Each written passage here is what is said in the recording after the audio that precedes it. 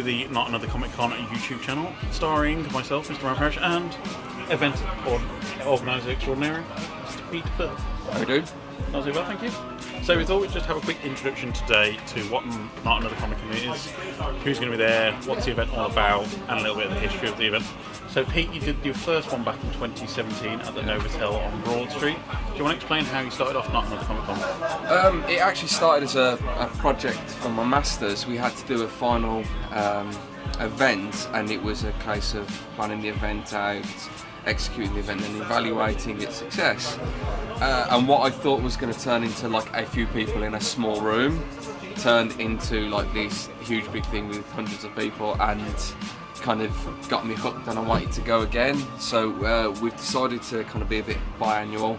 We'll skip a year unless this year goes ridiculously well, and then we might go yearly. But yeah, and everything was kind of beg, stole and borrow for the first one. Like, I'm a poor student, can you help me out?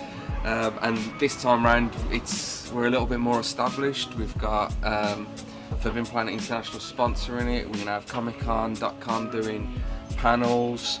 We've got loads of kind of great mainstream artists. We've got the legend that is John Wagner's coming down, Emma Vaselli, Dan Cornwall, Al Ewing, Jamie Delano. That's got just a couple of our mainstream. We're championing small press again, so whether it be local or national small press, come get involved. Like I said, we've got panels, we've got cosplay, we've got gaming. It's literally got everything, and it's a community feel. It's not a let's just take your money and let's not speak to anyone. It's a community feel. Everyone wants to be involved. Everyone has got a stake in the whole thing, and it is that you can literally walk around and be involved with every single person. It's not they're £70, maybe you can't talk to somebody while they have the photo kind of thing.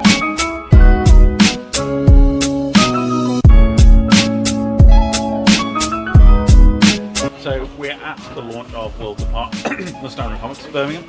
Today, Forbidden Planet have changed the name, and it is a brand new refit. Yeah, they've invested some money. It looks amazing. Like, from someone I first shopped here in the 90s, like it was 94 when I first came in and bought a Batman action figure.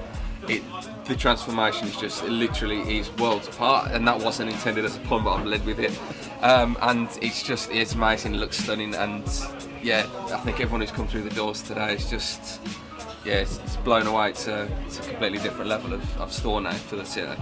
And you may know, Worlds Apart is owned by Forbidden Planet International, who are one of the big sponsors for the event. Yep. But they've been really fantastic with it. Yeah, not only just putting their names towards the event itself, but investing in terms of finances towards what we can do, the areas that we can put that finance within, giving us platforms like today where we can come and sell tickets for our film screenings to promote the convention itself. They've got tables for Worlds Apart Nostalgia to be there on the day, so they're going to have a big one side of the room. So it's just little things. For a big MCM or a Showmasters, that's not a thing, but for someone like our convention, that's huge. It's a major investment, and that for us covers so much and gives us so much kind of more movement with what we want to do with things, and the brand itself just lends to kind of great publicity. I mean, that's one of the joys of Not Another Comic Con as well. As you said, it's a comics-focused convention. There will be media guests there. There is some great media guests, but it is all about promoting small press and some of the more local creators. Yeah, we had as many small press as we did have mainstream at the first convention, and now we've got more space. We've got almost like 4 or 5 times the original amount of space. We're over 3 rooms. We're over a giant amount of floor space. Yeah, and one of your venue for the day, Aston University. Aston, yeah. And it's going to be on a slightly larger scale than 2017's event if you went to the previous event at the Novotel. Yeah, absolutely. It's a big venue. It's Aston University, and they've been great. So in terms of going through how we get people in for loading, through to the security on the day, which sounds like very operational. That's not Comic-Con-ish, but just the way they've worked with us to make sure that everyone involved is going to have the best experience. And it's just on the edge of the city centre. It's really easy to get to for any kind of transport. If you're going for any public transport to get there, there's parking on site for the day. Yeah, there is parking on site. There's loads of parking nearby. It's 5-minute walk on the train, all major motorways, all major routes in and out of Birmingham. it was one of the reasons for kind of speaking with Aston. It literally is just one of the easiest places in the city centre to get to.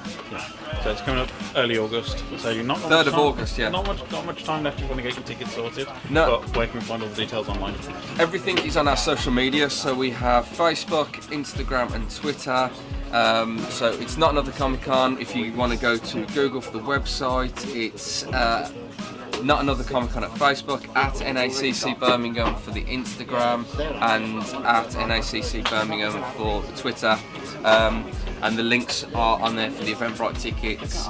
And I'm looking into the distance because I can't remember all the links. Will all be below in the video description. Yeah, they'll all be in the description somewhere down here potentially. Maybe higher, wherever it's going to be. But yeah, so it's just one of those things I couldn't remember. But it's a great little event that kind of springboards people to other things, and we've got some great guests there, both media and film. We've got some comic creators, mainstream, small press, load of merchants, gamers, everything you want from a convention, but at the fraction of the price, but more of the community feel.